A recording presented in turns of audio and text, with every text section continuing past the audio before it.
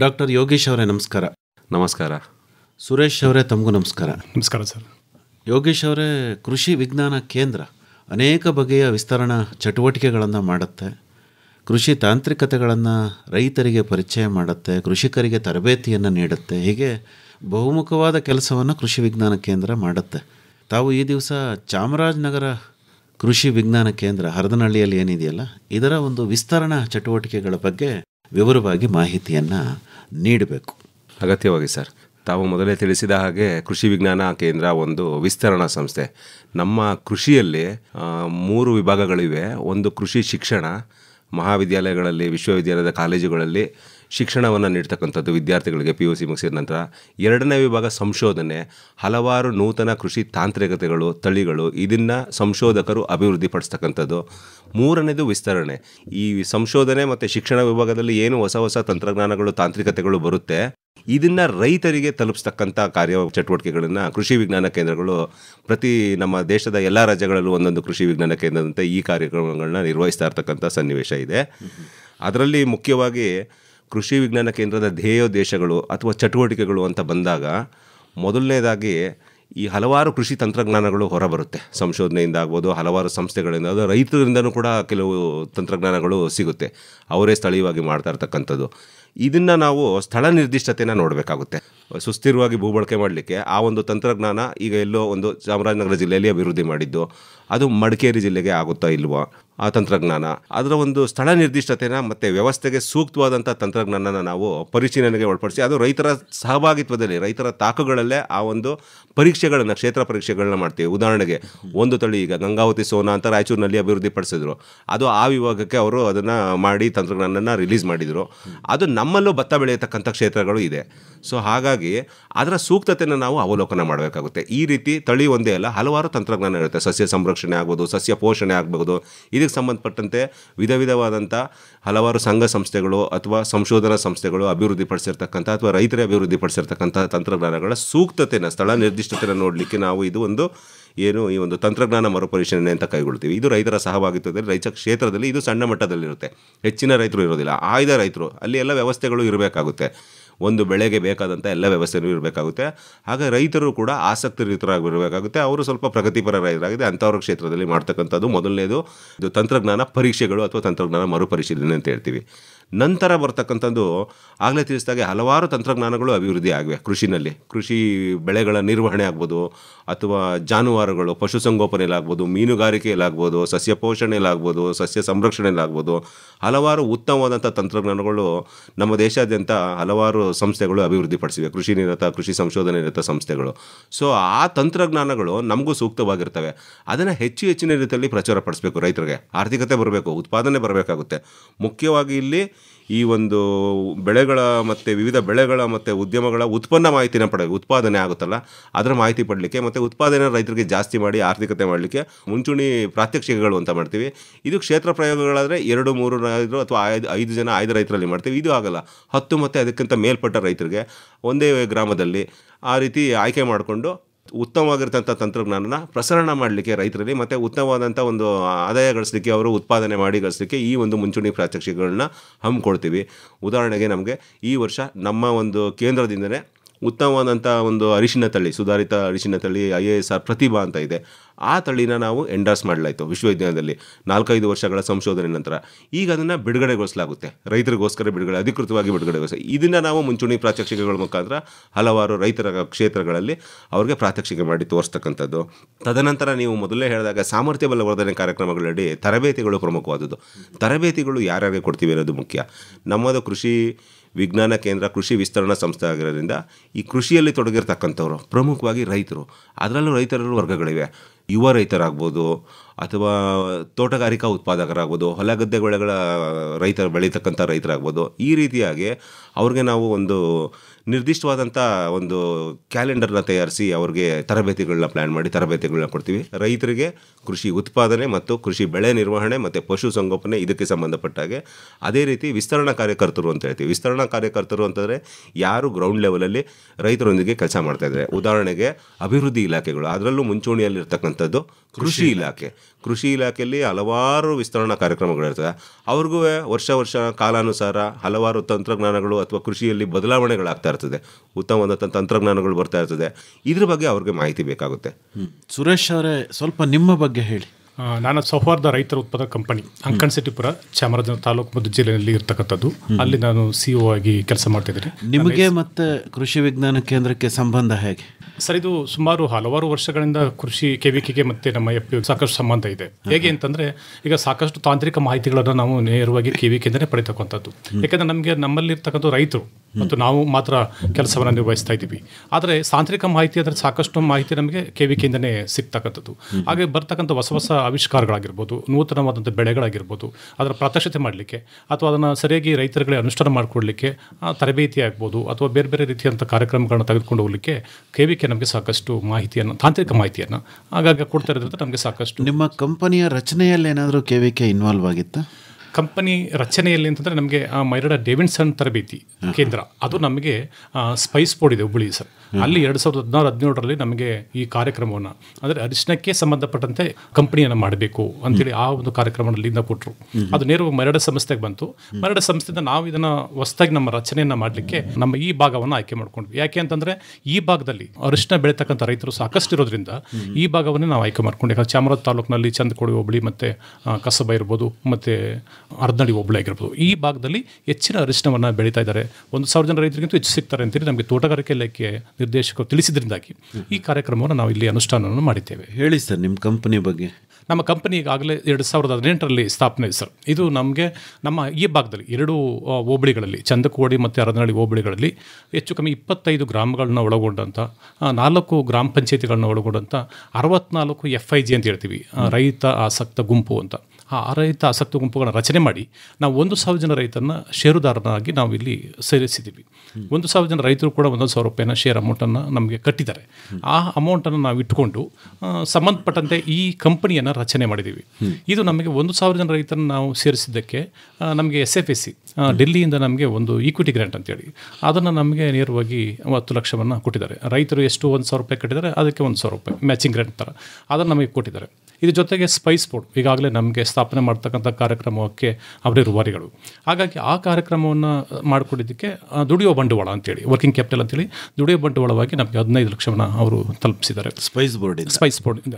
ಜೊತೆಗೆ SFSC ಕಡೆಯಿಂದ 3 ವರ್ಷಗಳಿಗೆ ನಮಗೆ ನಿರ್ವಹಣಾ ವೆಚ್ಚ, ಅಂದರೆ ನಮ್ಮ ಸಂಸ್ಥೆ ಕಂಪನಿಯನ್ನು ನಡೆಸಲಿಕ್ಕೆ ನಿರ್ವಹಣಾ ವೆಚ್ಚವಾಗಿ 16 ಲಕ್ಷವನ್ನು 3 ಲಕ್ಷದವರೆಗೆ ನಮಗೆ ಅದನ್ನು ಕೊಟ್ಟಿದ್ದಾರೆ. ಟೋಟಲಾಗಿ ಒಟ್ಟು 51 ಲಕ್ಷ, ರೈತರದ್ದು 10 ಲಕ್ಷ ನಾವು ಮಾಡಿದ್ದಕ್ಕೆ ಹೊರಡೆಯಿಂದ ಹೆಚ್ಚು ಕಮ್ಮಿ ಒಂದು 40 ಲಕ್ಷವನ್ನು ನಾವು ಮೊಬಿಲೈಸ್ ಮಾಡಿ ಈ ಕಂಪನಿಯನ್ನು ನಾವು ಪ್ರಾರಂಭ ಮಾಡಿದ್ದೀವಿ.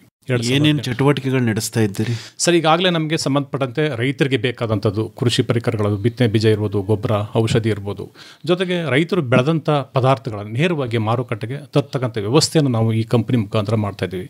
ಯಾಕಂದರೆ ಇದಾದಷ್ಟು ಮಧ್ಯವರ್ತಿಗಳು ಮತ್ತು ಬೇರೆ ಬೇರೆ ಕೆಲವರ ಬೈಯರ್ಸ್ಗಳು ಬರ್ತಾರೆ, ಖರೀದಿದಾರರು ಬಂದು ನೇರವಾಗಿ ಅದನ್ನು ಖರೀದಿ ಮಾಡ್ತಕ್ಕಂಥದ್ದಿದ್ದಾರೆ. ಆದರೆ ಉತ್ತಮವಾದ ಬೆಲೆಗೆ ರೈತರು ಖರೀದಿ ಮಾಡ್ತಕ್ಕಂಥದ್ದು ವ್ಯವಸ್ಥೆ ಸ್ವಲ್ಪ ಬದಲಾವಣೆ ಆಗ್ತದೆ. ಯಾಕೆ ಅಂತಂದರೆ ಸಾಕಷ್ಟು ಬೆಳೆಗಳಿಗೆ ಉತ್ತಮವಾದ ಬೆಲೆಗಳು ಸಿಕ್ಕದೇ ಇರತಕ್ಕಂಥದ್ದು ಕೂಡ ರೈತರಿಗೆ ಸ್ವಲ್ಪ. ಏನೇನು ಸೇವೆಗಳನ್ನು ಒದಗಿಸ್ತಾ ಇದ್ದೀರಿ? ಅಷ್ಟು ಬಂಡವಾಳ ಬಂದಿದೆಯಲ್ಲ, ಏನೇನು ಹಾಕ್ಕೊಂಡಿದ್ದೀರಿ? ಏನಾದರೂ ಅರಿಶಿನ ಪುಡಿ ಮಾಡುವಂಥ ಯಂತ್ರ ಹಾಕಿದೆ ಸರ್? ನೆಕ್ಸ್ಟು ನಾವು ಅದನ್ನು ಮಾಡಲಿಕ್ಕೆ ಪ್ಲ್ಯಾನ್ ಇದೆ. ಅರಿಶಿನ ನೇರವಾಗಿ ಖರೀದಿ ಮಾಡಿಕೊಂಡು ಅದನ್ನು ನಾವು ಸ್ಲೈಸ್ ಮಾಡಿಬಿಟ್ಟು ಅದನ್ನು ಪೌಡ್ರ್ ಮಾಡಿ ಪ್ಯಾಕಿಂಗ್ ಮಾಡಿ ಬ್ರ್ಯಾಂಡ್ ಮಾಡಬೇಕು ಅಂತ ಪ್ಲ್ಯಾನ್ ಇದೆ. ಆದರೆ ಈಗ ಇತ್ತೀಚಿನ ದಿನಗಳು ನಾವೇನು ಮಾಡ್ತೀವಿ ಅಂದರೆ ನೇರವಾಗಿ ಬಿತ್ತನೆ ಅರಿಶಿನವನ್ನು ಖರೀದಿ ಮಾಡ್ತಾ ಇದ್ದೀವಿ. ಯಾಕಂದರೆ ಅದಕ್ಕೆ ಸಂಬಂಧಪಟ್ಟಂಥ ಈಗ ಸರ್ ಹೇಳಿದ ರೀತಿ ಪ್ರತಿಭಾ ಅರಿಶಿನ, ASRದು ಪ್ರತಿಭಾ ಅರಿಶಿನ ತುಂಬ ಉತ್ತಮವಾದ ಬೆಳೆ, ರೋಗ ಮತ್ತು ಕೀಟ ಬಾಧೆಗಳು ಕೂಡ ತುಂಬ ಕಮ್ಮಿ ಇದೆ, ಯಥೇಚ್ಛವಾಗಿ ಚೆನ್ನಾಗಿ ಬೆಳೀತದೆ ಲೋಕಲ್ ಅರಿಶಿನಕ್ಕಿಂತ. ಅದನ್ನು ನಾವು KVK ಕಡೆಯಿಂದ ಆ ತಾಂತ್ರಿಕ ಮಾಹಿತಿಯನ್ನು ಪಡೆದುಕೊಂಡು ಈಗ ಇತ್ತಿನ ಜನಗಳಿಗೆ ಪ್ರತಿಭಾ ಅರಿಶಿನವನ್ನು ನಾವು ಅನುಷ್ಠಾನ ಮಾಡಿದ್ದೀವಿ. ಈಗಾಗಲೇ ಪ್ರಾರಂಭದಲ್ಲಿ ಒಂದು 300 ಜನ ರೈತರಿಗೆ ನಾವು ಕೊಡಿಸ್ತೀವಿ ಪ್ರತಿಭಾ ಅರಿಶಿನ. ಅಂದರೆ ಹೇಳಿ ಸರ್, ಏನು ಬೀಜೋತ್ಪಾದನೆ? ಇವರು ತಿಳಿಸಿದಾಗೆ ಈ ಒಂದು ಸುಧಾರಿತ ತಳಿ ಅರಿಶಿನ ಏನಿದೆ ಅದು ಈ ವರ್ಷ ಎಂಡೋರ್ಸ್ ಆಗಿದೆ. ಅದನ್ನು ಅವರು ಸಾಕಷ್ಟು ಮಟ್ಟದಲ್ಲಿ ಬೀಜೋತ್ಪಾದನೆ ಮಾಡಬೇಕು. ಬೀಜ ಲಭ್ಯತೆ ಇರೋದಿಲ್ಲ ಸರ್, ಇವತ್ತು ಕೂಡ ಡಿಮ್ಯಾಂಡ್ ಇದೆ. ಸೊ ನಾವು ನಮ್ಮ ಕೇಂದ್ರದಲ್ಲಿ ಇರ್ತಕ್ಕಂಥ ಜಾಗದಲ್ಲಿ ಸ್ವಲ್ಪ ಪ್ರಮಾಣದಲ್ಲಿ ಒಂದು 10-6 ಎಕರೆಗೆ ಉತ್ಪಾದನೆ ಮಾಡ್ಬೋದು. ಆಗೇನು ಮಾಡ್ತೀವಿ, ಇದರ ಅವಶ್ಯಕತೆ ಇರೋದ್ರಿಂದ ಈ FPO ಸಂಸ್ಥೆ ಇದೆಯಲ್ಲ, ಅಂಕನಶೆಟ್ಟಿಪುರ ಸೌಹಾರ್ದ, ಇಲ್ಲಿ ಹಲವಾರು ಷೇರುದಾರರು ಅರಿಶಿನ ಬೆಳೆಗಾರ, ಅವ್ರಿಗೆ ಸ್ವಲ್ಪ ಪ್ರಮಾಣದಲ್ಲಿ ಬಿತ್ತನೆ ಬೀಜನ ನಾವು ಯೋಜನೆಯಲ್ಲಿ ಕೊಟ್ಟಿದ್ದೀವಿ. ಅವರು ಅದು ನಿಜ ಬೀಜನ ಉತ್ಪಾದನೆ ಮಾಡಿ ಶುದ್ಧವಾದಂಥ ಈ ಒಂದು ಅರಿಶಿನ ತಳಿ ಪ್ರತಿಭಾ ಬೀಜ ಉತ್ಪಾದನೆ ಮಾಡಿ ಅದು ಜಿಲ್ಲೆಯಲ್ಲಿ ವಿಸ್ತೃತ ಆಗಲಿಕ್ಕೆ, ಈ ಸುಧಾರಿತ ತಳಿ ವಿಸ್ತೃತ ಆಗಿ ಉತ್ಪಾದನೆ ಜಾಸ್ತಿ ಆಗಲಿಕ್ಕೆ ಸಹಕಾರಿಯಾಗಿದೆ ಅಂತ ಹೇಳಲಿಕ್ಕೆ ಇಷ್ಟಪಡ್ತೀನಿ. ಕಳೆದ ವರ್ಷ ಅವರು ಆಲ್ಮೋಸ್ಟ್ 650 ಟನ್ಗೂ ಅಧಿಕ ಈ ಒಂದು ತಳಿ ಬೀಜೋತ್ಪಾದನೆ ಮಾಡಿ ಸುಮಾರು ರೈತರಿಗೆ ಅದು ತಲುಪಿದೆ. ಮತ್ತೆ ನರ್ಸರಿನೂ ಮಾಡ್ಬೋದು ಅಂತ ಹೇಳ್ತಾರೆ. ಹೌದು ಸರ್, ಹೌದು. ಅದು ಏನು ಅಂತಂದರೆ ಅದು ಅರಿಶಿನದಲ್ಲಿ ಶೀಘ್ರ ಸಸ್ಯೋತ್ಪಾದನಾ ತಂತ್ರಜ್ಞಾನ, ಅದರಲ್ಲಿ ತುಂಬ ಅಡ್ವಾಂಟೇಜ್ ಇದೆ. ನಾನು ಆಗಲೇ ತಿಳಿಸಿದಾಗೆ ನಮ್ಮ ಕೇಂದ್ರದ ಚಟುವಟಿಕೆಗಳಲ್ಲಿ ಮುಂದುವರೆದ ಭಾಗವಾಗಿ ಈ ಒಂದು ತರಬೇತಿ ಅಂತ ಹೇಳಿದ್ವಲ್ಲ, ಅದರಲ್ಲಿ ಸಂಘ ಸಂಸ್ಥೆಗಳಿಗೂ ಕೂಡ ತರಬೇತಿ ಕೊಡ್ತೀವಿ. ಇವರು ಕೂಡ ವಿಸ್ತರಣಾಕಾರರು, ಆಫೀಸ್ ಬೇರರ್ಸ್ ಏನಿರ್ತಾರೆ, FPO ಸಂಸ್ಥೆಗಳು, ರೈತ ಉತ್ಪಾದಕ ಸಂಸ್ಥೆಗಳು, ರೈತ ಆಸಕ್ತ ಗುಂಪುಗಳು ಮತ್ತು ಹಲವಾರು ಸ್ವಸಹಾಯ ಸರ್ಕಾರೇತರ ಸಂಸ್ಥೆಗಳು, NGO, ಅವ್ರಿಗೂ ಕೂಡ ಸಾಮರ್ಥ್ಯ ಬಲವರ್ಧನೆ ಅದು ವೊಕೇಶನಲ್ಲಿ ಇರ್ತದೆ. ಒಂದು ವಾರ ಇರ್ಬೋದು, ಅಗತ್ಯ 1 ದಿನವೂ ಇರುತ್ತೆ, 3 ದಿನವೂ ಇರುತ್ತೆ, 15 ದಿನ, 21 ದಿನ ವೃತ್ತಿಪರ ತರಬೇತಿಗಳು, ಕೌಶಲ್ಯಾಭಿವೃದ್ಧಿ ತರಬೇತಿಗಳು, ಈ ರೀತಿಯಾಗಿ ಹಲವಾರು ಟಾರ್ಗೆಟ್ ಗ್ರೂಪ್ಗೆ ನಾವು ತರಬೇತಿ ಕೊಡ್ತೀವಿ. ಮುಂದುವರೆದು ನೀವು ಹೇಳಿದಾಗೆ ಹೊಸ ತಂತ್ರಜ್ಞಾನಗಳನ್ನ ಜಾಗೃತಿ ಮೂಡಿಸ್ಲಿಕ್ಕೋಸ್ಕರ ಹಲವಾರು ವಿಸ್ತರಣಾ ಕಾರ್ಯಕ್ರಮಗಳನ್ನ ಮಾಡ್ತೀವಿ. ಅದರಲ್ಲಿ ಪ್ರಮುಖವಾದದ್ದು ನಾವು ಆಗಲೇ ತಿಳಿಸಿದಾಗೆ ಮುಂಚೂಣಿ ಪ್ರಾತ್ಯಕ್ಷಿಕೆ ಆಗ್ಬೋದು, ಕ್ಷೇತ್ರ ಪ್ರಯೋಗಗಳಾಗ್ಬೋದು. ಮುಂಚೂಣಿ ಪ್ರಾತ್ಯಕ್ಷಿಕೆಗಳು ಮಾಡ್ತೀವಲ್ಲ, ಆ ಒಂದು ಬೆಳೆ ಅವಧಿ ಮುಗಿದ ನಂತರ ಪ್ರಾತ್ಯಕ್ಷಿಕೆ ಮಾಡಿ ಆ ತಂತ್ರಜ್ಞಾನ ಬೇರೆ ರೈತರಿಗೂ ತಲುಪಬೇಕು ಅಂತ ಕ್ಷೇತ್ರೋತ್ಸವಗಳನ್ನ ಮಾಡ್ತೀವಿ. ಈಗ ಉದಾಹರಣೆಗೆ ಅಂಕನಶೆಟ್ಟಿಪುರದಲ್ಲಿ ನಾವು ಈ ಒಂದು ಸುಧಾರಿತ ತಳಿ ಅರಿಶಿನ ಬೇಸಾಯ ಕುರಿತು ಪ್ರಾತ್ಯಕ್ಷಿಕೆ ತಗೊಂಡಿದ್ವು. ನಂತರ ಬೆಳೆ ಕಟಾವಾಗಲಿಕ್ಕೂ ಅಂತಿಮ ಅಂತ ಬಂದಾಗ ಅದು ಮೆಚ್ಯೂರ್ ಆಗೋ ಟೈಮ್ನಲ್ಲಿ ಏನು ಮಾಡ್ತೀವಿ, ಫೀಲ್ಡ್ ಡೇ ಅಂತ ಮಾಡ್ತೀವಿ, ಕ್ಷೇತ್ರೋತ್ಸವ. ಆಗ ಅಂಕನಶೆಟ್ಟಿಪುರ ಅಕ್ಕಪಕ್ಕ ಊರುಗಳು, ಸುತ್ತಮುತ್ತ ಯಾರು ಅರಿಶಿನ ಬೆಳೆಗಾರರಿದ್ದಾರೆ ಅವ್ರನ್ನೆಲ್ಲ ಸೇರಿಸಿ ಇವರ ಸಹಯೋಗದಲ್ಲಿ ಕ್ಷೇತ್ರೋತ್ಸವ ಮಾಡಿ ಈ ಒಂದು ತಳಿಯ ಬಗ್ಗೆ ಅವ್ರಿಗೆ ವಿಸ್ತೃತವಾದ ಮಾಹಿತಿಯನ್ನು ನೀಡಿ ಇದರ ಒಂದು ಉಪಯೋಗಗಳು, ಈ ರೀತಿ ಎಲ್ಲ ತಂತ್ರಜ್ಞಾನಗಳು ಜಿಲ್ಲೆಯ ಎಲ್ಲ ಭಾಗಗಳು, ಎಲ್ಲ ತಾಲೂಕು, ಹಲವಾರು ಹೋಬಳಿಗಳಲ್ಲಿ ಹಲವಾರು ಕೃಷಿ ತಂತ್ರಜ್ಞಾನಗಳು ಆಗಲೇ ತಿಳಿಸಿದಾಗೆ ಸಸ್ಯ ಸಂರಕ್ಷಣೆ ಆಗ್ಬೋದು, ಸಸ್ಯ ಪೋಷಣೆ ಆಗ್ಬೋದು, ಬೀಜೋತ್ಪಾದನೆ ಆಗ್ಬೋದು, ಹೊಸ ತಳಿಗಳಾಗ್ಬೋದು, ಇದ್ರ ಬಗ್ಗೆ ಪ್ರಾತ್ಯಕ್ಷಿಕೆಗಳನ್ನ ಮಾಡಿರ್ತೀವಿ ಒಂದು ಸೀಸನಲ್ಲಿ. ಆ ಸೀಸನ್ ಕಡೆಯಲ್ಲಿ ಇದನ್ನು ಕ್ಷೇತ್ರೋತ್ಸವಗಳಾಗಿ ಮಾಡಿ ರೈತರಿಗೆ ತಲುಪಿಸೋಕ್ಕೆ ಸಹಾಯ ಮಾಡ್ತೀವಿ ಸರ್. ಅದಲ್ಲದೆ ಸಮಸ್ಯಾತ್ಮಕ ಕ್ಷೇತ್ರ ಭೇಟಿಗಳು, ಇದು ಕೂಡ ಪ್ರಮುಖವಾದದ್ದು. ರೈತರಿಂದ ಹಲವಾರು ಸಮಸ್ಯೆಗಳು ಬರ್ತಾ ಇರುತ್ತೆ. ಇವತ್ತು ನಮಗೆ ಬಾಳೆನಲ್ಲಿ ಈಗ ನೋಡಿ, ಇತ್ತೀಚೆಗೆ ಮಳೆ ಜಾಸ್ತಿ ಆಯಿತು, ಸೊರಗು ರೋಗ ಹೆಚ್ಚಾಗುತ್ತೆ. ಈ ರೀತಿ ಹಲವಾರು ಎಲ್ಲ ಬೆಳೆಗಳಲ್ಲೂ ಸಮಸ್ಯೆ ಇರ್ತದೆ. ರೈತರಿಂದ ನಮಗೆ ಒಂದು ಕಂಪ್ಲೇಂಟ್ಗಳು ಬಂದಾಗ ಅಥವಾ ಅವರು ನಮ್ಮ ಕೇಂದ್ರಕ್ಕೆ ಬಂದು ಭೇಟಿ ಕೊಟ್ಟು ಸಮಸ್ಯೆಗಳನ್ನ ಹೇಳಿದಾಗ ಆ ತೀವ್ರತೆಯನ್ನು ನೋಡ್ಕೊಂಡು ನಾವು ಸಮಸ್ಯಾತ್ಮಕ ಕ್ಷೇತ್ರಗಳನ್ನ ಭೇಟಿ ಮಾಡ್ತೀವಿ, ನಾವೇ ವಿಜ್ಞಾನಿಗಳು. ಇನ್ನೊಮ್ಮೆ ಏನಾಗುತ್ತೆ, ಜಿಲ್ಲೆಯಲ್ಲಿ ಅಥವಾ ಯಾವುದೋ ಒಂದು ಹೋಬಳಿನಲ್ಲೇ ಜಾಸ್ತಿ ಸಮಸ್ಯೆ ಆಗುತ್ತೆ. ಈಗ ಸೈನಿಕ ಉಳುಬೋದು ಜಾಸ್ತಿ ಆಗ್ಬಿಡ್ತು ಸಡನ್ ಆಗಿ ವಾತಾವರಣ ವ್ಯತ್ಯಾಸದಿಂದ. ಆಗೇನಾಗುತ್ತೆ, ಅದು ಹೆಚ್ಚು ವಿಸ್ತೀರ್ಣದಲ್ಲಿ ಸಮಸ್ಯೆ ಆಗುತ್ತೆ. ಆಗ ನಾವು ಪ್ಲಸ್ ಅಭಿವೃದ್ಧಿ ಇಲಾಖೆ, ಕೃಷಿ ಇಲಾಖೆ ಆಗ್ಬೋದು ಅಥವಾ ಇನ್ಯಾವುದು ಬೇರೆ ಇಲಾಖೆಗಳು, ತೋಟಗಾರಿಕೆ ಬೆಳೆ ಆಗಿದ್ರೆ ತೋಟಗಾರಿಕೆ, ಇವರ ಸಹಯೋಗದಲ್ಲಿ ತಂಡಗಳನ್ನು ರಚನೆ ಮಾಡಿಕೊಂಡು ಜಿಲ್ಲೆಯಲ್ಲಿ ಎಲ್ಲೆಲ್ಲಿ ಹಾಟ್ಸ್ಪಾಟು ಎಲ್ಲಿ ಜಾಸ್ತಿ ಆಗಿದೆ ಅಲ್ಲಿ ಒಂದು ಡಯಾಗ್ನೋಸ್ಟಿಕ್ ತಪಾಸಣಾ ಭೇಟಿ ಅಂತ ಕೊಟ್ಟು ಅದಕ್ಕೆ ರೀಸನ್ ಹುಡುಕಿ ನಂತರ ಅದಕ್ಕೆ ನಿರ್ವಹಣೆ ಮಾಡಲಿಕ್ಕೆ ಏನು ಮಾಡ್ಬೋದು ಅನ್ನೋದನ್ನು ತಿಳಿಸ್ಕೊಟ್ಟು ರೈತರಿಗೆ ಮಾಧ್ಯಮಗಳ ಮುಖಾಂತರ ತಿಳಿಸಿ ಹಲವಾರು ವಿಸ್ತರಣಾ ಕಾರ್ಯಕ್ರಮಗಳ ಮುಖಾಂತರ ತರಬೇತಿಗಳಾಗ್ಬೋದು ಅಥವಾ ನಿಮ್ಮ ರೇಡಿಯೋ ಮಾಧ್ಯಮ ಆಗ್ಬೋದು, ಇದ್ರ ಮುಖಾಂತರ TV ಮುಖಾಂತರ ಮಾಹಿತಿನ ಕೊಟ್ಟು ಅದನ್ನು ನಿರ್ವಹಣೆ ಮಾಡಿ ಉತ್ಪಾದನೆನ ಒಂದು ಸ್ಥಿತಿಗೆ ಹಾಕೊಳ್ಳಿಕ್ಕೋಸ್ಕರ ಸಹಕಾರ ಮಾಡಲಿಕ್ಕೆ ಈ ರೀತಿ ಮಾಡ್ತೀವಿ. ನಂತರ ಶೈಕ್ಷಣಿಕ ಪ್ರವಾಸಗಳು, ಈಗ ಉದಾಹರಣೆಗೆ ಹಲವಾರು ಪ್ರಗತಿಪರ ರೈತರು ಹೊರಹೊಮ್ಮುತ್ತಾರೆ ವರ್ಷಾನುವರ್ಷ ನಮ್ಮ ಕೇಂದ್ರದಿಂದ ಆಗ್ಬೋದು, ಇಲಾಖೆಗಳಿಂದ ಆಗ್ಬೋದು, ತಂತ್ರಜ್ಞಾನ ಸೌಲಭ್ಯಗಳನ್ನ ಪಡ್ಕೊಂಡು ಅವರು ಮಾದರಿ ರೈತರಾಗ್ತಾರೆ. ಈಗ ನಮ್ಮ ಕೇಂದ್ರದಲ್ಲೇ ಸಾವಯವ ಅರಿಶಿನ ತಾಕು ಇದೆ. ಸೊ ಇದನ್ನು ನೋಡಲಿಕ್ಕೆ ಮೇಘಾಲಯದಿಂದ ಮತ್ತು ಒರಿಸ್ಸಾದಿಂದ ಅಲ್ಲಿಂದ ಬೆಳೆಗಾರರು ಸಾವಯವ ತಾಕುಗಳನ್ನ ನೋಡಲಿಕ್ಕೆ ಕ್ಷೇತ್ರ ಭೇಟಿಗಳನ್ನ ಮತ್ತು ಶೈಕ್ಷಣಿಕ ಪ್ರವಾಸದಲ್ಲಿ ಬಂದಿದ್ದಾರೆ. ಅವರಿಗೆ ಅಲ್ಲಿಂದ ಮಾಹಿತಿ ಸಿಗಬೇಕಾಗುತ್ತೆ. ಆಮೇಲೆ ಹಲವಾರು ಪ್ರಗತಿಪರ ರೈತ ಮಹಿಳೆಯರು ಇದ್ದಾರೆ ನಮ್ಮ ಜಿಲ್ಲೆಯಲ್ಲಿ. ಅವರ ಕ್ಷೇತ್ರಗಳಿಗೆ ಭೇಟಿ ಮಾಡಲಿಕ್ಕೆ ಮತ್ತು ಕೃಷಿ ಇದು ಏನು ನಮ್ಮ ವರ್ಷಾನುವರ್ಷ ಪ್ರತಿ ವಿಶ್ವವಿದ್ಯಾಲಯ ಅಥವಾ ಇಲಾಖೆಗಳಲ್ಲಿ ಕೃಷಿ ಮೇಳಗಳನ್ನು ಆಯೋಜಿಸ್ತೀವಿ. ಹಲವಾರು ತಂತ್ರಜ್ಞಾನಗಳನ್ನ ರೈತರಿಗೆ ತಿಳಿಸ್ಕೊಡ್ಲಿಕ್ಕೆ ಅಲ್ಲಿಗೆ ಶೈಕ್ಷಣಿಕ ಪ್ರವಾಸ ಆಗ್ಬೋದು. ಇದು ಕೂಡ ಒಂದು ಏನು ವಿಸ್ತರಣಾ ಚಟುವಟಿಕೆ. ಅದಕ್ಕಿಂತ ಮುಖ್ಯವಾಗಿ ಸಹಭಾಗಿತ್ವದಲ್ಲಿ ಬೀಜೋತ್ಪನ್ನ ಮಾಡ್ತಕ್ಕಂಥದ್ದು. ಹಲವಾರು ಕೃಷಿ ಬೆಳೆಗಳಿದ್ದಾವೆ, ಏಕದಳ ಧಾನ್ಯ ಇದೆ, ದ್ವಿದಳ ಧಾನ್ಯ ಇದೆ, ತೋಟಗಾರಿಕಾ ಬೆಳೆ ಅರಿಶಿನ ಇದೆ. ಸೊ ಈ ರೀತಿ ಇದರಲ್ಲಿ ಬೀಜೋತ್ಪಾದನೆ ಕೈಗೊಳ್ಳಬೇಕಾಗುತ್ತೆ. ಸರ್ಕಾರಿ ಸ್ವಾಮ್ಯದ ಸಂಸ್ಥೆಗಳಲ್ಲಿ ಬೀಜೋತ್ಪಾದನೆ ಮಾಡ್ತೀವಿ, ಸಾಕಾಗೋದಿಲ್ಲ. ಆಗ ಏನು ಮಾಡಬೇಕು ಅಂದರೆ ರೈತರ ಸಹಭಾಗಿತ್ವದಲ್ಲಿ ಉತ್ತಮವಾಗಿ ಯಾರು ಬೆಳೆಗಾರರು ಗುರುತಿಸ್ಕೊಂಡಿದ್ದೀವಿ, ಈಗ ಉದಾಹರಣೆಗೆ ಸಂಘ ಸಂಸ್ಥೆಗಳು ಅಂತ ಹೇಳಿದೆ, ಇವ್ರದ್ದು ಅರಿಶಿನ ಉತ್ಪಾದನಾ ಸಂಸ್ಥೆನೇ ಇದೆ. ಇದಲ್ಲದೆ ಹಲವಾರು ಸಂಘ ಸಂಸ್ಥೆಗಳು ಇದ್ದಾವೆ, ಅವರು ಅರಿಶಿನ ಉತ್ಪಾದನೆ ತೊಡಗಿರ್ತಾರೆ. ಅವ್ರಿಗೆ ಶುದ್ಧ ಬೀಜವನ್ನು ಕೊಟ್ಟು, ಅರಿಶಿಣದ ಬೀಜಗಳನ್ನ ಕೊಟ್ಟು ಅಥವಾ ಬಿತ್ತನೆ ಕೊಂಬುಗಳನ್ನ ಕೊಟ್ಟು ಶುದ್ಧ ಬೀಜ ಉತ್ಪಾದನೆ ಮಾಡಲಿಕ್ಕೆ ಸಹಕಾರ ಆಗುತ್ತೆ.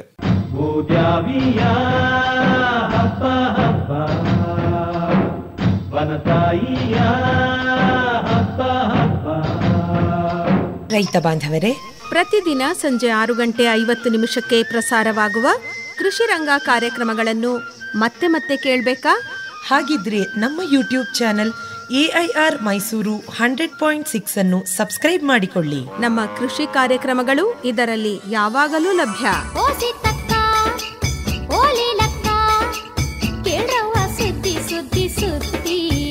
ಕೇಳಿ, ಆನಂದಿಸಿ ಮೈಸೂರು ಆಕಾಶವಾಣಿಯ ಕೃಷಿರಂಗ ಕಾರ್ಯಕ್ರಮಗಳನ್ನು.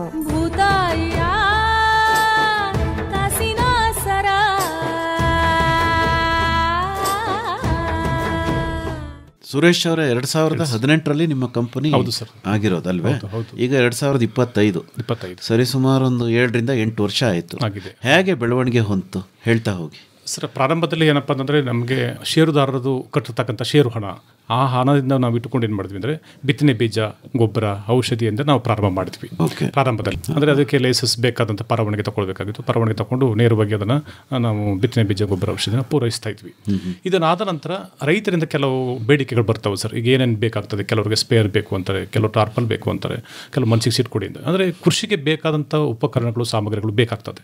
ಅದು ನೇರವಾಗಿ ಏನಾಗ್ತದೆ, ಆ ರೈತ ಆಸಕ್ತ ಗುಂಪಿನಲ್ಲಿ ಚರ್ಚೆ ಮಾಡ್ತಾರೆ, ಇಂತಿಂಥ ಕೆಲವುಗಳು ನಮ್ಗೆ ಬೇಕಾಗ್ತದೆ ಅಂತ. ಅದನ್ನು ಏನು ಮಾಡ್ತಾರೆ, ನೇರವಾಗಿ ನಮ್ಮಲ್ಲಿರ್ತಕ್ಕಂಥ 8 ಜನ ಡೈರೆಕ್ಟರ್ಸ್ಗಳಿದ್ದಾರೆ, ಬೇರೆ ಬೇರೆ ಪ್ರಾಂತ್ಯದಿಂದ, ಬೇರೆ ಬೇರೆ ಗ್ರಾಮಗಳಿಂದ ಇದ್ದಾರೆ.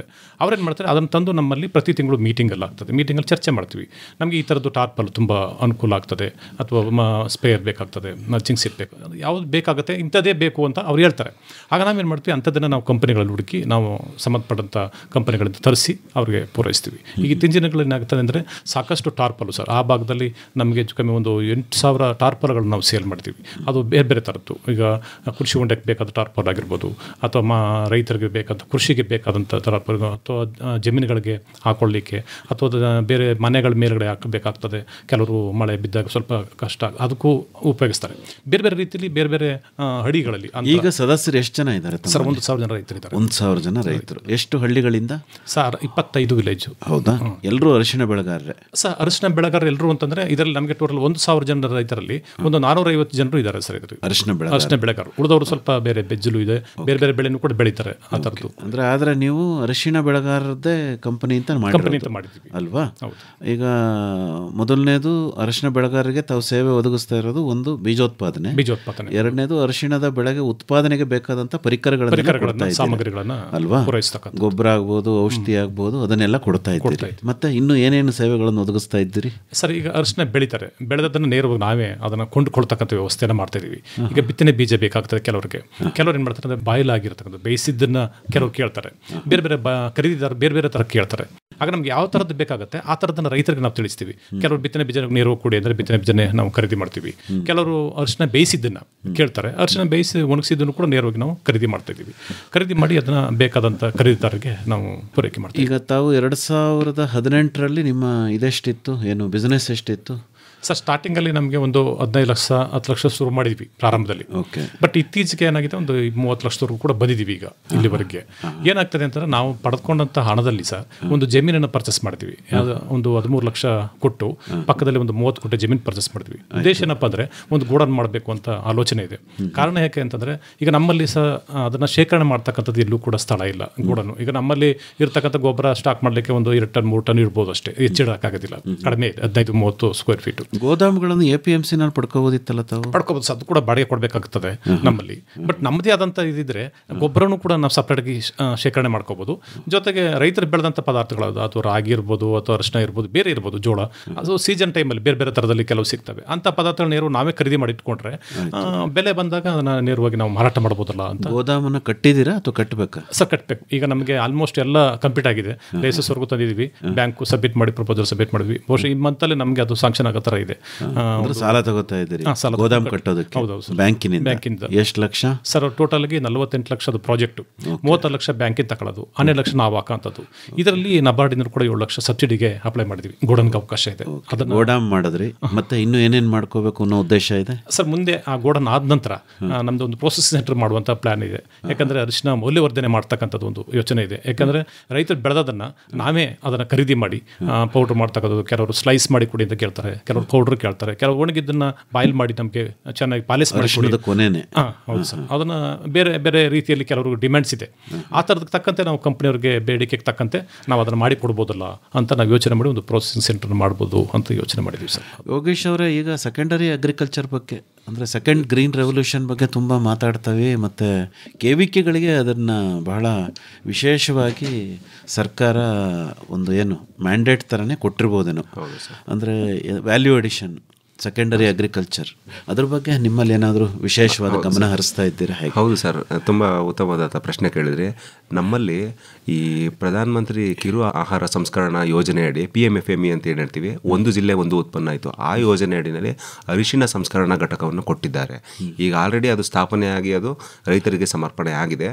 ಒಂದು ರೈತ ಉತ್ಪಾದಕರ ಸಂಸ್ಥೆ ಅಲ್ಲಿ ವೀರಯ್ಯನಪುರ ಅಂತ ನಮ್ಮ ಚಾಮರಾಜನಗರ ತಾಲೂಕಿನಲ್ಲಿದೆ. ಅಲ್ಲಿ ಲಕ್ಷ್ಮೀದೇವಿ ರೈತ ಉತ್ಪಾದಕರ ಸಂಸ್ಥೆಯವರಿಗೆ ಅದು ಈ ಸಲ ಟೆಂಡರ್ ಆಗಿ ಅವರು ಅದನ್ನು ನಡೆಸ್ತಾ ಇದ್ದಾರೆ. ಕಳೆದ 2 ತಿಂಗಳಿಂದ ಅದು ಆಪರೇಟ್ ಆಗ್ತಾ ಇದೆ. ಇಲ್ಲಿ ಮುಖ್ಯವಾದ ಒಂದು ಚಟುವಟಿಕೆ ಏನು ಅಂತಂದರೆ, ತಾವು ತಿಳಿಸಿದಾಗೆ ದ್ವಿತೀಯ ಕೃಷಿಗೆ ಆದ್ಯತೆ ಕೊಟ್ಟು ಜಿಲ್ಲೆಯಲ್ಲಿ ಯಾವುದು ಪ್ರಮುಖವಾದಂಥ ಉತ್ಪನ್ನಗಳನ್ನ ಪಡಿಬೋದು ಆ ಜಿಲ್ಲೆಗೆ ಅದನ್ನು ಕೊಟ್ಟಿದ್ದಾರೆ. CFTRAಗೆ ಆಹಾರ ಸಂಸ್ಕರಣೆ ಮೋಸ್ಟ್ಲಿ ಬಾಳೆ ಕೊಟ್ಟಿರ್ಬೋದು.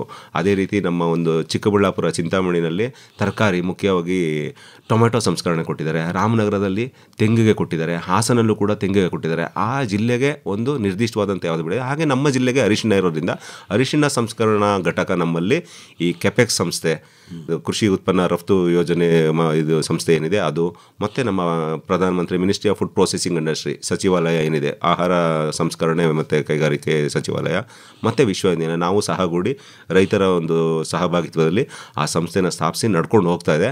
ಅಲ್ಲಿ ಪ್ರಮುಖವಾದದ್ದು ಏನು ಅಂತಂದರೆ, ರೈತರು ಬರೀ ನೇರವಾಗಿ ನೀವು ಹೇಳ್ದಂಗೆ ಪ್ರಾಥಮಿಕ ಉತ್ಪನ್ನ ಮಾರಿದ್ರೆ ಆದಾಯ ಕಡಿಮೆ, ಅವ್ರಿಗೆ ಲಾಭ ಕಡಿಮೆ. ಅದನ್ನು ಅವರು ಮೌಲ್ಯವರ್ಧನೆ ಮಾಡಿ, ಉದಾಹರಣೆಗೆ ಈಗ ಅರ್ಶಿಣದ ತಗೊಳ್ಳಿ, ಆಗಲೇ ತಿಳಿಸಿದಾಗೆ ಅದನ್ನು ಬೇಯಿಸಿ ನಂತರ ಅದನ್ನು ಒಣಗಿಸಿ ಮೊದಲನೇ ಒಂದು ಬಾರಿ ಸಂಸ್ಕರಣೆ ಮಾಡಿರ್ತಕ್ಕಂಥ ಒಣಗಿಸಿರೋದು. ಅದಕ್ಕೆ ಆಲ್ಮೋಸ್ಟ್ ನೋಡಿ ಇವತ್ತು 13,500 ರೇಟ್ ಇದೆ ಅದು ಕ್ವಿಂಟಾಲ್ಗೆ ಒಣಗಿಸಿರ್ತಕ್ಕಂಥದ್ದು. ಮುಂದುವರೆದು ಅವ್ರು ಹೇಳಿದಾಗೆ ಅದನ್ನು ಕೆಲವ್ರಿಗೆ ಬೇಡಿಕೆ ಇರ್ತದೆ, ಔಷಧಿ ಕಂಪನಿಗಳಿಗೆ ಬೇಡಿಕೆ ಇರ್ತದೆ, ಅದನ್ನು ಸ್ಲೈಸಸ್ ಮಾಡ್ತಕ್ಕಂಥದ್ದು, ಚಿಪ್ಪುಗಳು ಮಾಡಿ ಕೊಡ್ತಕ್ಕಂಥದ್ದು. ಅದು ಮುಂದುವರೆದು ಒಣಗಿಸಿದ ತಕ್ಷಣ ಇನ್ನೊಂದು ಪಾಲಿಷ್ ಮಾಡ್ಬೋದು, ಅದಕ್ಕೂ 14,000-15,000 ರೇಟ್ ಇರುತ್ತೆ. ಇನ್ನೊಂದು ಬಾರಿ ಪಾಲಿಷ್ ಮಾಡೋದು, 2 ಪಾಲಿಷ್ ಮಾಡಿರ್ತಕ್ಕಂಥದ್ದು. ಮುಂದುವರೆದು ಪೌಡ್ರ್ ಮಾಡ್ಬೋದು. ಅದರಲ್ಲೂ 2 ವಿಧವಾದಂಥ ಪೌಡರ್ ಇದೆ. ಕೋರ್ಸ್ ಪೌಡರ್ ಅಂತ 2 ಮಿಲಿಮೀಟರ್ ದಪ್ಪದು, ಅದು ಬೇರೆ ಉತ್ಪನ್ನಗಳನ್ನ ತಯಾರಿ ಮಾಡಲಿಕ್ಕೆ ಬೇಕಾಗುತ್ತೆ. ಇನ್ನೊಂದು ಫೈನ್ ಪೌಡರು, ನುಣುಪಾಗಿರ್ತಕ್ಕಂಥದ್ದು, ನಯವಾಗಿರ್ತಕ್ಕಂಥ ಪುಡಿ ಮಾಡ್ತಕ್ಕಂಥದ್ದು. ಇದರಲ್ಲಿ ಇಷ್ಟೆಲ್ಲ ವ್ಯವಸ್ಥೆ ಇದೆ. ಸೌರ ಆಧಾರಿತವಾಗಿ ಅವರು ಒಣಸ್ಕೋಬೋದು ಅಥವಾ ವಿದ್ಯುತ್ ಚಾಲಿತವಾಗಿ ಒಣಸ್ಕೊಳ್ತಕ್ಕಂಥ ವ್ಯವಸ್ಥೆ ಇದೆ. ಒಟ್ಟಾರೆ ದ್ವಿತೀಯ ಕೃಷಿಗೆ ಆದ್ಯತೆ ಕೊಟ್ಟು ಈ ಒಂದು ಜಿಲ್ಲೆ ಒಂದು ಉತ್ಪನ್ನ ಯೋಜನೆ ಅಥವಾ ಪ್ರಧಾನಮಂತ್ರಿ ಕಿರು ಆಹಾರ ಉದ್ಯಮ ಯೋಜನೆ ಅಡಿನಲ್ಲಿ ನಮ್ಮ KVK ಮುಖಾಂತರ ಅರಿಶಿನ ಸಂಸ್ಕರಣೆಗೆ ಹೋಗ್ಬಿಟ್ಟು ಆ ಒಂದು ಸಂಸ್ಕರಣಾ ಒಂದು ಘಟಕನ ಈಗ ಆಲ್ರೆಡಿ ನಾವು ರೈತರಿಗೆ ಅರ್ಪಿಸಿ ಆಗಿದೆ. ಓಕೆ, ಮತ್ತೆ ಇನ್ನು ಏನೇನು ನಮ್ಮ ವಿಸ್ತರಣಾ ಚಟುವಟಿಕೆ ಆಗಲೇ ನಾನು ತಿಳಿಸಿದಾಗೆ ಕ್ಷೇತ್ರೋತ್ಸವಗಳಾಗ್ಬೋದು, ಕ್ಷೇತ್ರ ಭೇಟಿಗಳು, ಶೈಕ್ಷಣಿಕ ಪ್ರವಾಸ, ರೇಡಿಯೋ ಕಾರ್ಯಕ್ರಮಗಳು, ಕೃಷಿ ಮೇಳಗಳನ್ನ ಆಯೋಜಿಸ್ತಕ್ಕಂಥದ್ದು, ಕೈಗೊಳ್ತಕ್ಕಂಥದ್ದು, ಕೃಷಿ ಪ್ರವಾಸಗಳು, ಇವು ಪ್ರಮುಖವಾದಂಥ ಮುಂಚೂಣಿಲಿರ್ತಕ್ಕಂಥ ಇದು ಏನು ನಮ್ಮ ಒಂದು ಚಟುವಟಿಕೆಗಳು, ವಿಸ್ತರಣಾ ಚಟುವಟಿಕೆಗಳು. ಅದಲ್ಲದೆ ರೈತರ ಅವಶ್ಯಕತೆಗೆ ಅನುಸಾರವಾಗಿ ನಮ್ಮ ಕೇಂದ್ರದಲ್ಲಿ ನಮಗೆ ಏನು ನಮ್ಮ ಒಂದು ನಿರ್ದಿಷ್ಟವಾದ ಸ್ಥಳ ಇದೆ, ಕೃಷಿ ಭೂಮಿ ಇದೆ, ಅಲ್ಲೇ ನಾವು ಗುಣಮಟ್ಟದ ಬೀಜ ಉತ್ಪಾದನೆ ಮಾಡ್ತೀವಿ. ಅಥವಾ ನಮ್ಮ ಮಾತೃ ಸಂಸ್ಥೆ ವಿಶ್ವವಿದ್ಯಾಲಯದ ಹಲವಾರು ಘಟಕಗಳಲ್ಲಿ ಉತ್ಪಾದನೆ ಆಗ್ತಾ ಇರ್ತದೆ, ಹಲವಾರು ಕೇಂದ್ರಗಳಲ್ಲಿ ಬೀಜ ಸಿಗಬಹುದು. ಸಾಮಾನ್ಯವಾಗಿ ಈಗ ನೋಡಿ, ನಮ್ಮ ಮಂಡ್ಯ ಮತ್ತು ಈ ಚಾಮರಾಜನಗರ ಭಾಗದಲ್ಲಿ ಭತ್ತದ ಬಿತ್ತನೆ ಬೀಜ ಸಿಗುತ್ತೆ. ಅದಲ್ಲದೆ ದ್ವಿದಳ ಧಾನ್ಯ ಬಿತ್ತನೆ, ಮುಖ್ಯವಾಗಿ ನಮ್ಮಲ್ಲಿ ಹೆಸರು, ಉದ್ದು, ಅಲಸಂದೆ, ಅವರೆ, ಇದೆಲ್ಲ ಬಿತ್ತನೆ ಬೀಜಗಳು. ನಾವು ಅದನ್ನು ಕೇಂದ್ರದಲ್ಲಿ ನಮ್ಮ ಒಂದು ತಾಕುಗಳಲ್ಲಿ ಹಾಕಿ ಅದನ್ನು ಬೀಜ ಉತ್ಪಾದನೆ ಮಾಡಿ ಸಂಸ್ಕರಣೆ ಮಾಡಿ ರೈತರಿಗೆ ಮಾರಾಟ ಮಾಡ್ತೀವಿ. ನೇರವಾಗಿ ಜೋಳ ಮತ್ತು ಹತ್ತಿ ವಿಶೇಷವಾದ ಬೆಳೆಗಳು. ಅದಕ್ಕೆ ಆದ 2 ಪ್ರಯೋಜನಗಳಿದೆ. ಅಖಿಲ ಭಾರತ ಸುಸಂಘಟಿತ ಹತ್ತಿ ಬೆಳೆ ಪ್ರಯೋಜನ ಹೊಂದಿದೆ. ಅದೇ ರೀತಿ ಅಖಿಲ ಭಾರತ ಸುಸಂಘಟಿತ ಜೋಳ ಬೆಳೆ ಪ್ರಯೋಜನ ಕೂಡ ಇದೆ. ಅಲ್ಲಿ ಈಗ ನೋಡಿ, ಹತ್ತಿ ಬೆಳೆ ಯೋಜನೆಯಲ್ಲಿ ಈ ವರ್ಷ ನಸುಗೆಂಪು, ಕಾಯಿ ಕೊರಕ, ಹುಳದ ಬಾಧೆ ತುಂಬ ಇದೆ. ಅದಕ್ಕೆ ಒಂದು ತಂತ್ರಜ್ಞಾನ ಅಭಿವೃದ್ಧಿಪಡಿಸಿ ಅದನ್ನು ನಿಯಂತ್ರಣ ಮಾಡಿ ಉತ್ತಮವಾಗಿ ಬೆಳೆ ಯಾವ ರೀತಿ ಇಳುವರಿ ತಗೋಬೋದು ಅನ್ನೋ ಒಂದು ತಂತ್ರಜ್ಞಾನ ಹೊರಕೊಟ್ಟಿದ್ದಾರೆ. ಅದಲ್ಲದೆ ಹತ್ತಿಯಲ್ಲಿ ಅಂತರ ಬೆಳೆಗಳು ಕೂಡ, ಹತ್ತಿರಲ್ಲಿ ಈ ಚೌಳಿಕಾಯಿ ಅಂತ ಬರುತ್ತೆ, ಕ್ಲಸ್ಟರ್ ಬೀನ್ ಅಂತ ಹೇಳ್ತೀವಿ, ಗೋರಿಕಾಯಿ, ಆನಂತರ ಕಡಲೆಕಾಯಿ, ಅಂತರ ಬೆಳೆಗಳನ್ನೇ ಮಾಡಿದಾಗ ರೈತರ ಒಂದು ಕ್ಷೇತ್ರನ ಸರಿಯಾದ ಬಳಕೆ ಮಾಡಿಕೊಂಡು ಆದಾಯ ಹೆಚ್ಚಿಗೆ ಮಾಡ್ಕೊಳ್ತಕ್ಕಂಥ ತಂತ್ರಜ್ಞಾನ ಹೊರಗಡೆ ತಂದಿದ್ದಾರೆ. ಅದಲ್ಲದೆ ಜೋಳ ಪ್ರಯೋಜನದಲ್ಲಿ ಒಂದು ತಿನ್ನತಕ್ಕಂಥ ಜೋಳ ಎಡಿಬಲ್ ಅಂತ ಹೇಳ್ತೀವಿ. ಅದರಲ್ಲಿ ಒಂದು ಗ್ರೈನ್ ಸೋರ್ಗಮ್ ಕಾಳು ಬಳಸ್ತಕ್ಕಂಥದ್ದು. ಗ್ರೈನ್ ಸೋರ್ಗಮ್ 1 ಅನ್ನೋದನ್ನು ಚಾಮರಾಜನಗರ ಕಾಳು ಜೋಳ 1 ಅನ್ನೋದನ್ನು ಒಂದು ತಳಿನ ನಮಗೆಗೋಸ್ಕರನೇ ಬಿಡುಗಡೆ ಮಾಡಿದ್ದಾರೆ ನಮ್ಮ ಜಿಲ್ಲೆಗೆ. ಅದು ಉತ್ತಮವಾದಂಥ ತಳಿ. ಅದಲ್ಲದೆ ಮೇವಿನ ಜೋಳನೂ ಕೂಡ ಚಾಮರಾಜನಗರ ಮೇವಿನ ಜೋಳ 1 ಅನ್ನತಕ್ಕಂಥ ಮೊದಲನೇ ತಳಿಗಳಾಗಿರೋದ್ರಿಂದ 1 ಅಂತ ಕೊಟ್ಟ ಈ 2 ತಳಿಗಳನ್ನ ರೈತರಿಗಾಗಿ ಈ ವರ್ಷ ಬಿಡುಗಡೆ ಆಗಿದೆ. ಸರ್ ಸುರೇಶ್ ಅವರೇ, ಏನೇನು ಚಾಲೆಂಜಸ್ನ ಎದುರಿಸಿದ್ರಿ, ಹೇಗೆ ನಿಮ್ಮ ಕಂಪ್ನಿಯನ್ನು ಅಭಿವೃದ್ಧಿಪಡಿಸಿದ್ರಿ, ಹೇಳ್ತಾ ಹೋಗಿ ಸರ್. ಓಕೆ, ಪ್ರಾರಂಭದಲ್ಲಿ ಸರ್ ನಾವು ಸಾಕಷ್ಟು ರೈತರ ಹತ್ರ ನಾವು ಒಡನಾಟ ಮಾಡಬೇಕಾದಾಗ ಸ್ವಲ್ಪ ಕಷ್ಟ ಆಗ್ತದೆ. ಯಾಕಂದರೆ 1,000 ರೂಪಾಯಿ ನಾವು ಕಟ್ಟಬೇಕು ಅಂದಾಗ ಬೇರೆ ಬೇರೆ ಕಂಪನಿಗಳು ಬೇರೆ ಬೇರೆಯವರು ಎಲ್ಲ ಯೋಚನೆ ಮಾಡಿ ಏಜೆನ್ಸಿಗಳೆಲ್ಲ ತಗೊಂಡೋಗಿ ಸುಮಾರೆಲ್ಲ ಹಾಳು ಮಾಡಿದ್ದಾರೆ, ಅನಾಶ ಆಗಿದೆ ಅಂತೆಲ್ಲ ಕೆಲವರು ಹೇಳ್ತಾಯಿದ್ರು. ಆದರೆ ನಾವು ಮೈರಾಡ ಸಂಸ್ಥೆಯಲ್ಲಿ 2002ರಿಂದ ನಾವು ಪ್ರಾರಂಭ ಮಾಡಿದಾಗ ಆ ಭಾಗದಲ್ಲಿ ಇದ್ದರಿಂದಾಗಿ ಜನರು ಒಂದು ವಿಶ್ವಾಸ ಇತ್ತು ಮತ್ತು ನಂಬಿಕೆ ಇತ್ತು. 1,000 ರೂಪಾಯಿ ಕಟ್ಟರು ಕೂಡ ಏನಾದರೂ ನಮಗೆ ಇದರಿಂದ ಲಾಭ ಸಿಗ್ತದೆ ಅಥವಾ ಏನಾದರೂ ನಮಗೆ ಉಪಯೋಗ ಆಗ್ತದೆ ಅಂತೇಳಿ ಪ್ರಾರಂಭದಿಂದಲೂ ಕೂಡ ನಾವು ಸಂಘಗಳು ಮಾಡಿ ಬ್ಯಾಂಕ್ಗೆ ನಾವು ಸಾಲ ಸಂಪರ್ಕ ಮಾಡ್ತಕ್ಕಂಥದ್ದು, ಹಣಕಾಸು ಮೈಕ್ರೋ ಫೈನಾನ್ಸ್ಗಳಿಂದ ಸಾಲ ಸಂಪರ್ಕ ಮಾಡಿದ್ದು, ಇವೆಲ್ಲ ಅದು ಆ ಭಾಗದಲ್ಲಿ ಕೆಲಸವನ್ನು ಮಾಡಿದ್ವಿ. ಇದೆಲ್ಲ ರೈತರು ನೋಡಿದ್ರಿಂದಾಗಿ ನಮಗೆ ಸ್ವಲ್ಪ ಸುಲಭ ದರದಲ್ಲಿ ನಮಗೆ 1,000 ರೂಪಾಯಿ ಷೇರುಹಣವನ್ನು ಅವರು ಕಟ್ಟಲಿಕ್ಕೆ ಅವಕಾಶ ಆಯಿತು. ಅದು ಸಾಕಷ್ಟು ಚಾಲೆಂಜಸ್ ಆಯಿತು. ಯಾಕಂದರೆ 1-1.5 ವರ್ಷ ಟೈಮ್ ಹಿಡಿತು. ಯಾಕಂದರೆ ರೈತರ ಹತ್ರ ನಾವು ಕಲೆಕ್ಟ್ ಮಾಡುವಾಗ ಅದನ್ನು ಕಲೆಕ್ಟ್ ಮಾಡಿ ನಾವು 1,000 ರೂಪಾಯಿನ ಕಲೆಕ್ಟ್ ಮಾಡಿ 10 ಲಕ್ಷ ಮಾಡ್ತಕ್ಕಂಥದ್ದು ಅದೊಂದು ದೊಡ್ಡ ಸವಾಲೇ ಆಯಿತು. ಆಗಿದ್ದಾಗೂ ಕೂಡ ರೈತರು ಸ್ವಲ್ಪ ಆತ್ಮವಿಶ್ವಾಸದಿಂದ ನಂಬಿಕೆಯಿಂದ ಅದನ್ನು ಕಟ್ಟಿದ್ದಾರೆ. ಇದು ನಂತರ ದಿನಗಳಲ್ಲಿ ಏನಾಯಿತು ಅಂದರೆ ಸ್ವಲ್ಪ ನಮಗೆ ಪರವಾನಗಿಯನ್ನು ಮಾಡಬೇಕು. ಬಿತ್ತನೆ ಬೀಜ, ಗೊಬ್ಬರ, ಔಷಧಿ ಅದನ್ನು ಕೃಷಿ ಇಲಾಖೆಯಿಂದಲೂ ಹೋಗಿ ಅದನ್ನು ಪರವಾನಗಿಯನ್ನು ಮಾಡಿಕೊಂಡು ಪುನಃ ಈಗ APMC ಕೂಡ ಟ್ರೇಡರ್ ಲೈಸೆನ್ಸ್ ಕೂಡ ನಾವು ತಗೊಂಡಿದ್ದೀವಿ. ಮುಂದಿನ ದಿನಗಳಲ್ಲಿ ಬೇರೆ ಬೆಳೀತಕ್ಕಂಥ ಏನೇ ಉತ್ಪನ್ನಗಳಿರ್ಬೋದು ಆ ಉತ್ಪನ್ನಗಳು ನೇರವಾಗಿ ಬೇರೆ ಬೇರೆಯವರಿಗೆ ಮಾರಾಟ ಮಾಡಲಿಕ್ಕೆ ಅಥವಾ ಖರೀದಿದಾರ ಸಿಕ್ಕದವರಿಗೆ ಕಂಪನಿಗಳಿಗೆ ನಾವು ಮಾರಾಟ ಮಾಡಲಿಕ್ಕೆ ಒಂದು ಒಳ್ಳೆಯ ಅವಕಾಶ ಆಗ್ತದೆ. ನಿಮ್ಮಲ್ಲಿ ಅರಿಶಿಣಕ್ಕೆ ಅಂತಲೇ ಮಾರುಕಟ್ಟೆ ಇದೆ APMCನಲ್ಲಿ? ಇದೆ ಸರ್. APMCನಲ್ಲಿ ಅರಿಶಿಣ ಮಾರುಕಟ್ಟೆ ಪ್ರತಿ ಗುರುವಾರ ಅದು ಮಾಡ್ತಾ ಇದ್ದಾರೆ. ಅರಿಶಿಣ ನೇರವಾಗಿ ನೀವೇ ನೇರವಾಗಿ ಹೋಗಿ ಅಲ್ಲಿ ಕೂತು ಮಾರಾಟ ಮಾಡ್ಬೋದಲ್ಲ? ಆಲೋಚನೆ APMC ಕೂಡ ಅದನ್ನ ಆಲೋಚನೆ ಮಾಡ್ತಾ ಇದ್ದಾರೆ. ನೀವು ಬಂದು ಬೇಕಾದ್ರೆ ಒಂದು ಮಳಿಗೆಯನ್ನು ತಗೊಳ್ಳಿ ಬಾಡಿಗೆ ದರದಲ್ಲಿ, ಮತ್ತು APMCನೂ ಕೂಡ ತಗೊಳ್ಬೇಕಾದ್ರೆ ಒಂದು ನಾವು ಎಷ್ಟು ನಿಮಗೆ ಬೇಕಾಗ್ತದೆ ಸ್ಟೋರ್ ಮಾಡಲಿಕ್ಕೆ ಅಂತ ಕೇಳಿದ್ದಾರೆ. ಈಗ ಆಲ್ರೆಡಿ ನಾವು ಬೋರ್ಡ್ ಮೀಟಿಂಗ್ ಕೂಡ ಮಾತಾಡಿದ್ವಿ. ಯಾಕಂದ್ರೆ ನಾವು ಇಲ್ಲಿ ನಮ್ಮದು ಗೋಡನ್ ಮಾಡುವಂಥ ಆಲೋಚನೆ ಇರೋದ್ರಿಂದ ಇದನ್ನು ಫಸ್ಟ್ ಮಾಡಬೇಡಣ. ಇದು ಮಾಡಿದ ನಂತರ ಒಂದು ವೇಳೆ ನಮಗೆ ತುಂಬ ಬೇಕಾಗ್ತದೆ, ಬೇಡಿಕೆ ಆಗ್ತದೆ ಅಂದರೆ ಬೇಕಾದ್ರೆ ಅಲ್ಲಿ APMC ಕೂಡ ತಗೊಳ್ಳೋಣ ಅಂತ ಒಂದು ಯೋಚನೆ ಇದೆ. ಅಲ್ಲ, ಇತ್ತೀಚೆಗೆ ಒಂದು 2 ವರ್ಷ 3 ವರ್ಷ ಇರುವಂಥ ಕಂಪನಿಗಳೇ ಕೋಟಿ ಲೆಕ್ಕದಲ್ಲಿ ಮಾತಾಡ್ತಾ ಇದ್ದಾರೆ. ಬಟ್ ಇನ್ನು ನೀವು ಲಕ್ಷದಲ್ಲೇ ಇದ್ದೀರಾ? ವರ್ಷ ಆದ್ರೂ ಯಾಕಂದ್ರೆ ನಾವು ಜಮೀನಿಗೆ ಸ್ವಲ್ಪ ಇನ್ವೆಸ್ಟ್ ಮಾಡಿದ್ವಿ ಸರ್. ಈ ಅಮೌಂಟ್ ಅಲ್ಲಿ ಸ್ವಲ್ಪ ಒಂದು 13 ಲಕ್ಷ ಅಲ್ಲಿಗೆ ಅಂದ್ರೆ ಬಿಸ್ನೆಸ್ ನ ಇನ್ನೂ ಜಾಸ್ತಿ ಮಾಡಬೇಕು.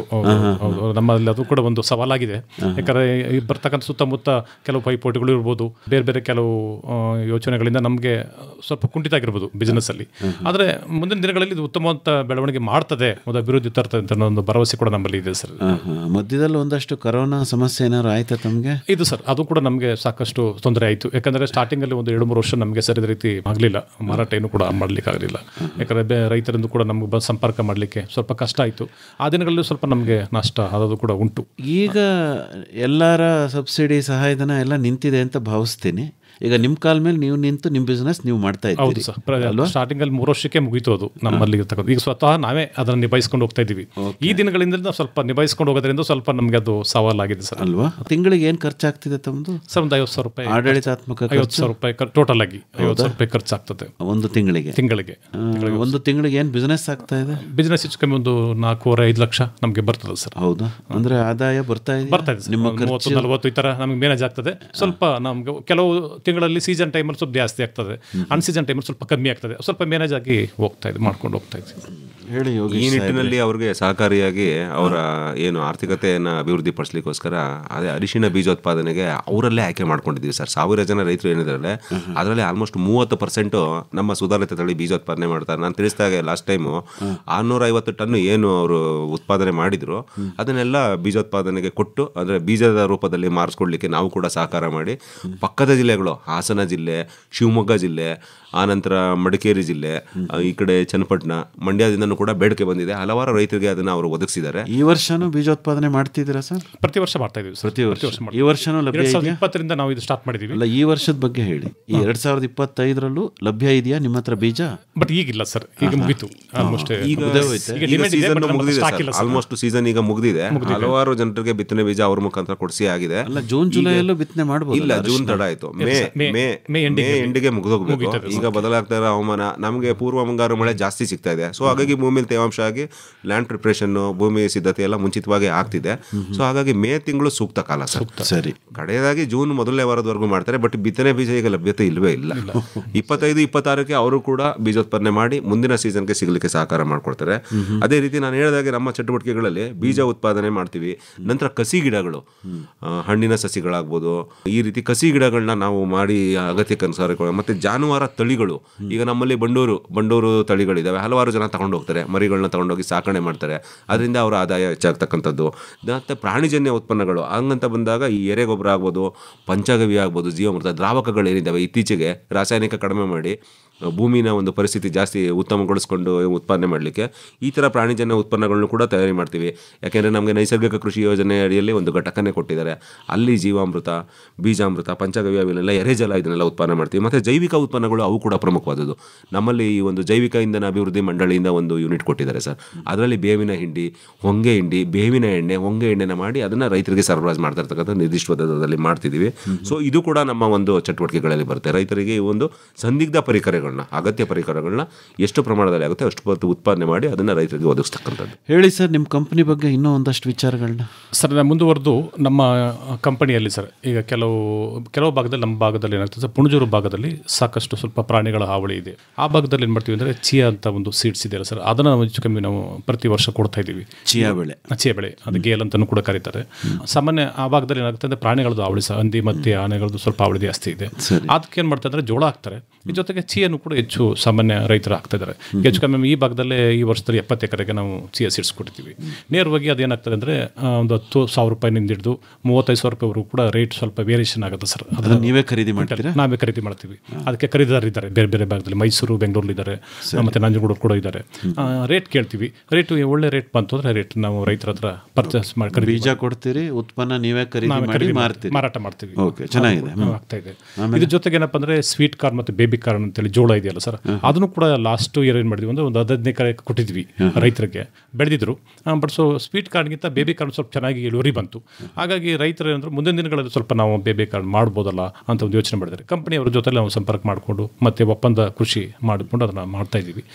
ಯಾವುದು ರೈತರಿಗೆ ಇಳುವರಿ ಬರುತ್ತೆ ಮತ್ತು ಒಳ್ಳೆ ಲಾಭದಾಯಕ ಆಗುತ್ತೆ ಅಂಥವುಗಳನ್ನು ನಾವು ಮುಂದುವರಿಸ್ತೀವಿ. ಇಲ್ಲಾಂದರೆ ಅದು ಸ್ವಲ್ಪ ಲಾಸ್ ಆಗ್ತದೆ ರೈತರಿಗೆ ಅಂದರೆ ಅದನ್ನು ನಾವು ಅಲ್ಲಿಂದ. ಇತ್ತೀಚೆಗೆ ಈ ಪ್ರಾಣಿಗಳ ಹಾವಳಿ ತಪ್ಪಿಸಲಿಕ್ಕೋಸ್ಕರ ಸುಗಂಧ ದ್ರವ್ಯ ಸಸ್ಯಗಳನ್ನ ಬೆಳೆದು ಅದರಿಂದ ಎಣ್ಣೆನ ತೆಗೆದು ಮಾಡ್ತಕ್ಕಂಥ ಒಂದು ಯೋಜನೆನ ರೂಪಿಸಿ ಆಗಿದೆ. ಮುಂದುವರೆದು ಮೊನ್ನೆ ಅವರಿಗೆ ಈಗ ಒಂದು ಪಾಕ್ಷಿಕದ ಹಿಂದೆ ಚೆಂಡು ಹೂವು ಬೆಳೆಯತಕ್ಕಂಥ ಒಂದು ಯೋಜನೆನ ಹಾಕಿ ಒಂದು ಕೊಯಂಬತ್ತೂರು ಸಂಸ್ಥೆಯಿಂದ ಅವ್ರಿಗೆ ಒಡಂಬಡಿಕೆ ಮಾಡಿಸಿ ನಮ್ಮ ಕೇಂದ್ರದಲ್ಲಿ ಅವ್ರಿಗೆಲ್ಲ ಸಾಮರ್ಥ್ಯ ಬಲವರ್ಧನೆ ಮಾಡಿ ಈಗ ಅದೊಂದು ಯೋಜನೆ ಮುಂಚೂಣಿಯಲ್ಲಿದೆ. ಚೆಂಡು ಹೂವು ಆ ಚೆಂಡು ಹೂವಿಗೆ ಸಂಬಂಧಪಟ್ಟ ಸರ್ ಅಕ್ವಾ ಇಂಡ್ ಅಂತೇಳಿ ಬದನಗುಪ್ಪೆಯಲ್ಲಿ ಹೊಸದಾಗಿ ಒಂದು ಕಂಪನಿ ಓಪನ್ ಮಾಡಿದ್ದಾರೆ. ಅದಕ್ಕೆ ಸಂಬಂಧಪಟ್ಟ ನಾವು ನೋಡೋದು KVKನಲ್ಲಿ ರೈತರುಗಳನ್ನ ಕರೆಸಿ ಒಂದು ತರಬೇತಿಯನ್ನು ಮಾಡಿಸ್ತೀವಿ. ತರಬೇತಿ ಮಾಡಿ ನೇರವಾಗಿ ಕಂಪನಿಯವರು ಕೂಡ ಬಂದಿದ್ದರು. ನಮಗೆ ಅದು ಯಾವ ರೀತಿಯಂಥ ವ್ಯವಸಾಯ ಮಾಡಬೇಕು ಮತ್ತು ಅದರ ಕೃಷಿ ಸಂಬಂಧಪಟ್ಟಂತೆ ಎಲ್ಲ ಥರದ್ದು ಕೂಡ ತರಬೇತಿ ನಾವು ತಿಳಿಸಿದ ಮೇಲೆ ಹೆಚ್ಚು ಕಮ್ಮಿ ಒಂದು 50 ಎಕರೆ ನಮಗೆ ಈ ಭಾಗದಲ್ಲಿ ಸಿಕ್ಕಿದೆ ಸರ್. ಮಾಡಿದ್ದೀವಿ, ನಾಟಿ ಹಾಕಿದ್ದಾರೆ. ಬಹುಶಃ 3-4 ತಿಂಗಳಲ್ಲಿ ಅದೆಲ್ಲ ಬಹುಶಃ ಮುಕ್ತಾಯ. ಚೆಂಡು ಬಹಳ ದೊಡ್ಡ ಸಮಸ್ಯೆ ಚಾಮರಾಜನಗರ ಜಿಲ್ಲೆಯಲ್ಲಿ ಸರ್. ಈಗ ಬದನಗುಪ್ಪೆ ಕೆಲ್ಲಂಬಳ್ಳಿಯಲ್ಲಿ ಕೈಗಾರಿಕಾ ಪ್ರದೇಶ ಇದೆ. ಕೈಗಾರಿಕೆ ಅಂದರೆ ನಾವೆಲ್ಲ ಬರೀ ಬೇರೆ ಬೇರೆ ಸಿಟಿಗೆ ಅನ್ನೋ ವಸ್ತು, ಅಲ್ಲಿ ಚೆಂಡು ಹೂ ಸಂಸ್ಕರಣೆ ಒಂದು ಘಟಕ ಆಗಿದೆ ನೋಡಿ. ಮೊದಲು ಅವರು ಈ ರೈತ ಉತ್ಪಾದಕರ ಸಂಸ್ಥೆನ ಹುಡುಕೊಂಡು ಬಂದು ಕಳೆದ ಬಾರಿ 5 ಜನರಲ್ಲಿ ಮಾಡಿಸಿರೋ, ಅದರ ಸ್ಪಂದನೆ ಉತ್ತಮವಾಗಿರೋದ್ರಿಂದ ನಾವು ಕೂಡ ಅವ್ರಿಗೆ ತಾಂತ್ರಿಕ ಮಾಹಿತಿ ಕೊಟ್ಟು ಒಂದು ದಿನ ಕಾರ್ಯಾಗಾರನೆ ಮಾಡಿ ಚೆಂಡು ಹೂ ಬೆಳವಣಿಗೆ ಮಾಡ್ತಾ ಮತ್ತೆ ಕ್ಷೇತ್ರಗಳನ್ನ ಭೇಟಿ ಮಾಡಿಸಿ ಈಗ ಅವ್ರಿಗೆ ಒಡಂಬಡಿಕೆ ಮಾಡಿಸಿ. ಅಲ್ಲ, ಬೆಳೆಸ್ಬಿಡ್ತಾರೆ, ಖರೀದಿ ಮಾಡಲ್ಲ ಅನ್ನೋ ಒಂದು ಆರೋಪ ಇಲ್ಲ. ಆ ಖರೀದಿಗೋಸ್ಕರನೇ ಅವ್ರಿಗೆ ಒಡಂಬಡಿಕೆ ಮಾಡಿ ಅದು ಇಲ್ಲ. ಚೆಂಡು ಹೂವಿಗೆ ಮಾರುಕಟ್ಟೆ ಇದೆ, ನಮ್ಮ ಜಿಲ್ಲೆಯಲ್ಲಿ ಏನು ಸಮಸ್ಯೆ ಇಲ್ಲ. ಯಾಕೆಂದರೆ ಪಕ್ಕದ ತಮಿಳುನಾಡಲ್ಲಿ ಹಲವಾರು ಸಂಸ್ಕರಣಾ ಘಟಕಗಳಿರೋದ್ರಿಂದ ತೆಗೆದುಕೊಂಡು ಹೋಗ್ತಾರೆ. ಕಳೆದ ಬಾರಿನೂ ಅವರು ಕೊಟ್ಟಿದ್ದಾರೆ ಅದನ್ನು ಸರ್. ಯಾಕೆ ಅಂತಂದರೆ ಈಗ ಬೇರೆ ತರಕಾರಿ ಬೆಳೆ ಇದೆಯಲ್ಲ ಸರ್, ತರಕಾರಿ ಬೆಳೆ ಬೆಳೀತಾರೆ, ಬೆಳೆದದಕ್ಕೆ ಸರಿಯಾದ ರೀತಿ ಮಾರುಕಟ್ಟೆಗೆ ಬೆಲೆ ಸಿಕ್ಕೋದಿಲ್ಲ. ಕೆಲವೊಮ್ಮೆ ತುಂಬ ಮೊಟ್ಟ ತಗೊಳ್ತಾರೆ, ಒಂದು 7 ರೂಪಾಯಿ 3 ರೂಪಾಯಿಗೆಲ್ಲ ಹೊಟ್ಟೋಗ್ತದೆ. ಕೆಲವು 10 ರೂಪಾಯಿ 20 ರೂಪಾಯಿ ಹೋಗಿದ್ದು ಉಂಟು. ಆದರೆ ಇದಕ್ಕೆ ಏನಪ್ಪ ಅಂದರೆ ಒಂದು ಫಿಕ್ಸೆಡ್ ರೇಟ್ ಇದೆಯಲ್ಲ ಸರ್, ಆ ಫಿಕ್ಸೆಡ್ ರೇಟ್ ಇರೋದು 10 ರೂಪಾಯಿ ಕೊಡ್ತಾರೆ ಕೆಜಿಗೆ. ಆರಾಮಾಗಿ ಅವರು ಬೆಳೆದಂಥ 4 ತಿಂಗಳಿಗೆ ಮುಗಿದೋಗ್ತದೆ.